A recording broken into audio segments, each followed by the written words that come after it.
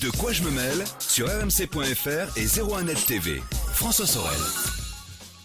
C'est De quoi je me mail. Je vous propose, pour ce De quoi je mail de ce 3 février, de maintenant nous intéresser au top high-tech du moment. Tout à l'heure avec Aymeric Siméon, ça sera dans un petit quart d'heure, on s'intéressera aux ultrabooks, aux ultra-portables. Quels sont les meilleurs modèles du moment? Un comparatif à retrouver dans 01net.com et on va en parler avec Aymeric dans quelques minutes.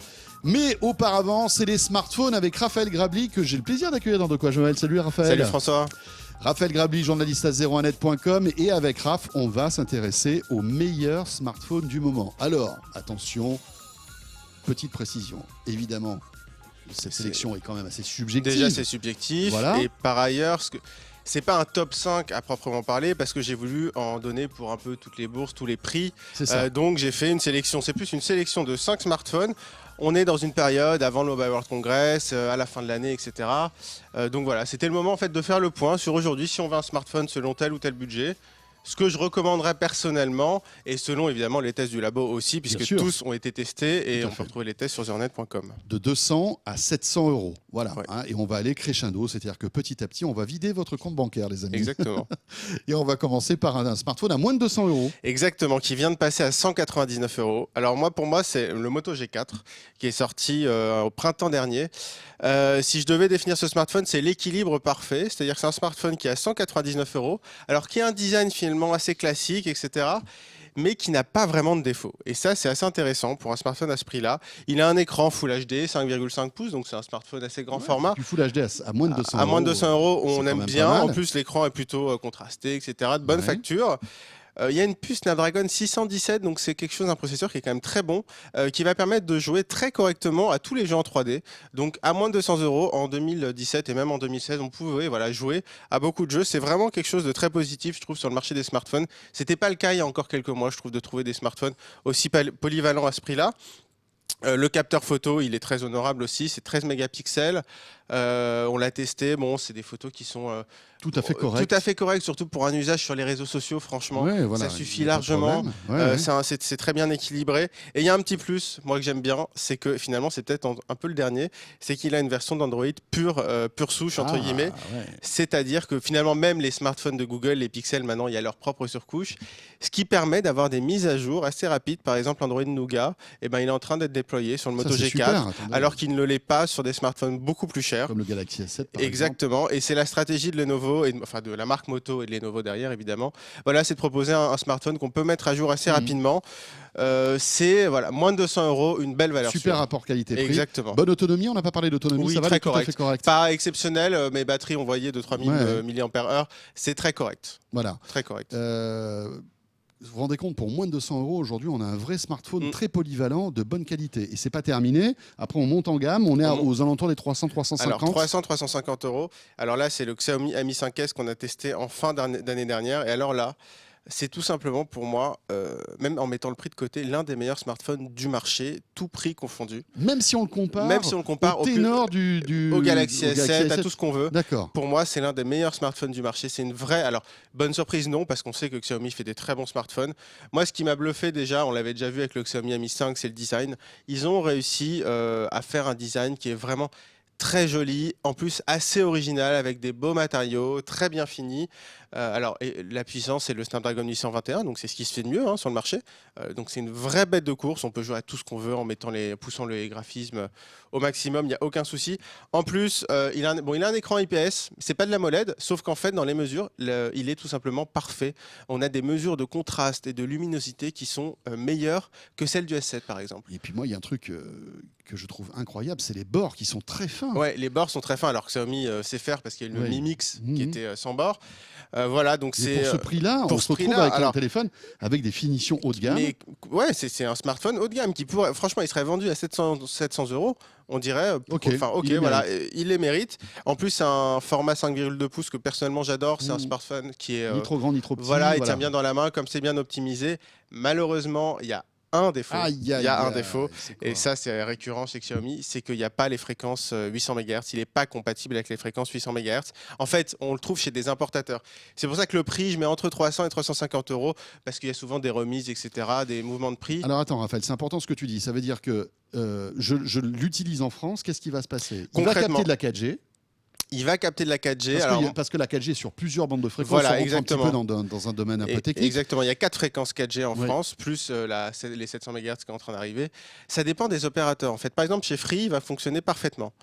Chez Bouygues, ça va aller. Chez Orange et SFR, ça va être un petit peu plus compliqué.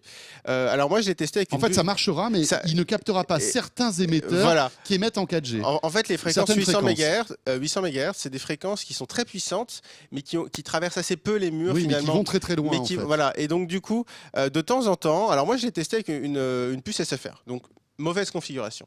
Concrètement, au quotidien, j'étais plus souvent en 3G qu'en 4G. Est-ce que c'est catastrophique? Pas forcément, parce qu'au final, pour consulter les médias, etc., ça va. Honnêtement, c'est une utilisation qui est très potable. Il n'y a pas de souci. Mais on perd souvent de la 4G, et c'est le problème de Xiaomi. C'est un peu dommage. C'est un peu dommage, d'autant plus que Xiaomi fait certaines versions internationales. Les versions taïwanaises, par exemple, sont compatibles. Celui-ci, pour le moment, n'existe pas. C'est tout le problème de Xiaomi. On l'attend, il se développe partout. Il se développe en Inde, notamment. En Europe, ils n'arrivent pas encore à faire une vraie commercialisation en bonne et due forme. Voilà. L'appareil photo très bon, vraiment très bon. Rien tout à simplement, dire. Voilà, non. bonne nouvelle. Bonne nouvelle. On monte un petit peu en gamme, les amis. Après du 200, après du 350, on tape le 400, avec là aussi une valeur sûre. Alors moi, je dirais que c'est presque mon coup de cœur de cette année, tout simplement. Le Honor 8, qui est sorti en septembre, qui se vend pour 400 €.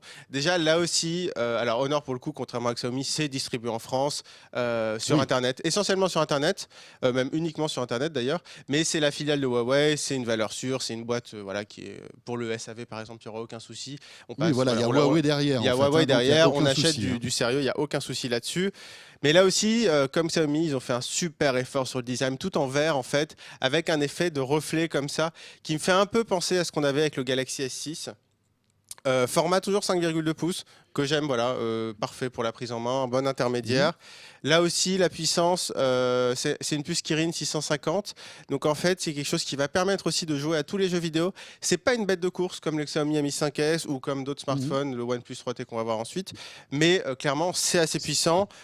Moi, ce que j'aime bien chez Huawei, c'est la surcouche MUI qui est assez critiquée. Moi, je l'aime bien. Voilà. C'est une surcouche que je trouve assez sobre. Le double capteur, ça apporte quelque chose? Alors, oui et non. En fait, c'est le même principe que sur le P9. Donc, ça capture une partie en monochrome qui apporte plus de luminosité, ce qui fait qu'en basse lumière, c'est pas mal. Après, malheureusement, comme c'est pas le prix du P9, Honor a désactivé la capture uniquement monochrome. Donc, en fait, on s'en sert uniquement pour les photos en couleur pour avoir la luminosité. Donc, on peut pas faire du noir et blanc. Mais on peut pas faire du magnifique noir et blanc comme avec le P9. Bon, le Mate 9. Ou le Mate 9 d'ailleurs. Voilà, le P9 et le Mate 9. Voilà, c'est stratégique parce qu'ils le vendent beaucoup moins cher. C'est le seul bémol. Aussi des effets bokeh. Exactement. Sympa. Et voilà, et c'est l'autre point positif du double capteur, c'est qu'en fait on peut revoir la mise au point après coup et faire cet effet bokeh qu'on a avec l'iPhone 7 Plus par exemple. C'est assez sympa. Alors c'est pas aussi bien fait que l'iPhone 7 Plus, l'effet bokeh est peut-être plus précis sur l'iPhone 7 Plus, mais pour le prix c'est très satisfaisant. En fait on peut vraiment s'amuser. Je sais pas, on prend notre chien en photo avec un fond, etc. Mais c'est cool. Ça c'est très sympa. Voilà pour ce Honor 8. Et on enchaîne là, on monte un petit peu en gamme, on rajoute 40 €. On rajoute 40 €, exactement, c'est le OnePlus 3T qui succède au OnePlus 3. C'est un peu comme Xiaomi, c'est-à-dire de vouloir casser un peu les flagships, les prix sur les flagships. Sauf que là encore, c'est un peu comme Honor, c'est distribué sur Internet, livré en Europe directement par OnePlus. Donc il n'y a pas de souci, là aussi, sur les fréquences, c'est compatible partout. Alors, dans les points positifs, pareil, c'est une bête de course, Snapdragon 821, donc on peut jouer absolument à tout. Écran AMOLED Full HD pour un écran 5,5 pouces, c'est très bien. Il est hyper endurant, ils ont changé ça. Le OnePlus 3 était correct, le OnePlus 3T, c'est vraiment une bête d'endurance. Donc ça, c'est un gros point positif. En photo, on avait été déçus quand on l'avait reçu parce que en photo basse lumière, c'était assez catastrophique. Et même en bonne condition, c'était moyen. Ils ont fait une mise à jour.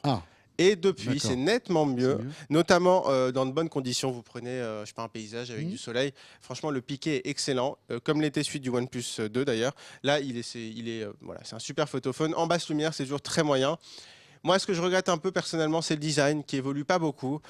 Design un peu en métal, comme ça, qui fait penser, je sais pas, au HTC One M9, un peu, 2015. Je trouve qu'ils auraient pu évoluer là-dessus, essayer de faire quelque chose de plus moderne, peut-être du verre. Bon, c'est plus fragile. Par contre, les finitions sont top, là aussi.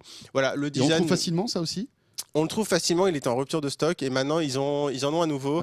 Voilà, on a la version 64 Go pour 439 € qui est disponible. La 128 pour le moment, elle est en rupture de stock. Petite parenthèse, est-ce que c'est parmi toute cette liste de téléphones que tu nous donnes, il y en a qui sont étanches ou pas? Alors, on va terminer avec voilà, le justement. smartphone haut de gamme qui est étanche. Ouais, alors sinon, ils n'ont pas la norme IP68, c'est-à-dire qu'on peut les plonger dans l'eau pendant 30 minutes, etc.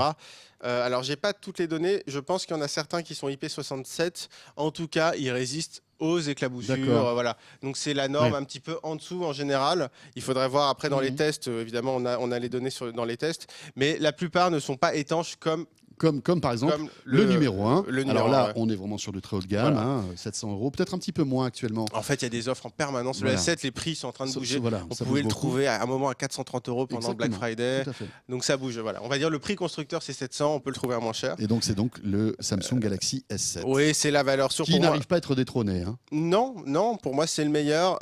Déjà, bon, là aussi, le design. Pour moi, il est top. La norme IP68, justement, qui a un vrai atout pour Samsung, je trouve. Bon, je vais peut-être pas revenir sur la puissance, sur la qualité de l'écran qui est exceptionnelle, sur l'autonomie qui est très bonne. C'est voilà, le smartphone ultra puissant, alors qui est pas plus puissant que le OnePlus 3T ou le Xiaomi, hein, mais il est aussi puissant qu'eux, donc on peut jouer absolument à tout. Et en fait, honnêtement, j'ai hésité. Bon, c'est pas très original, hein, mais j'ai hésité avec l'iPhone 7, qui est aussi un super smartphone. Oui, parce qu'on pourrait se dire, dans ce comparatif, il n'y a pas Apple. Non, il n'y a pas Apple. En fait, objectivement, il mériterait sa place aux côtés du S7. Il y a deux raisons pour lesquelles je ne l'ai pas mis. La première, c'est parce qu'il est plus cher. Parce que je vous dis, le S7, quand on le trouve à 430 €, il n'y a pas photo. Face à un iPhone 7 qui est toujours au-dessus de 700 €. On ne trouve même pas d'iPhone 6S à 430 €. Non, c'est ça. On trouve éventuellement l'iPhone SE, mais et voilà, encore. c'est ça. Mais non, exactement. Cours. Parfois, quand on se retrouve avec deux produits avec 300 € d'écart, je peux pas conseiller l'iPhone 7. C'est pas possible. Et il y a une autre raison, alors ça c'est très personnel, voilà, il y a 2 jours, je suis rentré, j'étais à Montréal, j'ai fait un Montréal-Paris. Un long vol. Un long vol. Manque de peau, j'ai oublié mon casque Bluetooth, le Bose que j'adore, chez mon frère à Montréal. QC35, le QC35 à Montréal, chez mon frère, je l'ai oublié. J'arrive dans l'avion, j'étais avec ma mère pour tout vous dire, et elle me dit, t'inquiète pas, j'ai des écouteurs, il n'y a pas de souci. Je prends l'écouteur, mais voilà. Pas de prise jack. C'est vrai. Alors, avec le Lightning, c'est pas facile de rentrer le c'était mini un jack peu compliqué. dedans. Alors, la réaction de ma mère, je trouve, elle est très symptomatique. Elle me dit, ils ont oublié la prise jack. Et je lui dis non, ils sont courageux. C'est Apple, ils sont courageux. Ils sont courageux. Voilà, mais moi, sincèrement, c'est le genre de moment. Tu rigolais un peu jaune. Exactement. Et c'est le genre de moment où on se dit. Bon, c'est emmerdant, c'est un vrai moins. Voilà, c'est un vrai moins. Dans quelques années, enfin dans quelques mois, on aura plein d'offres Bluetooth, etc.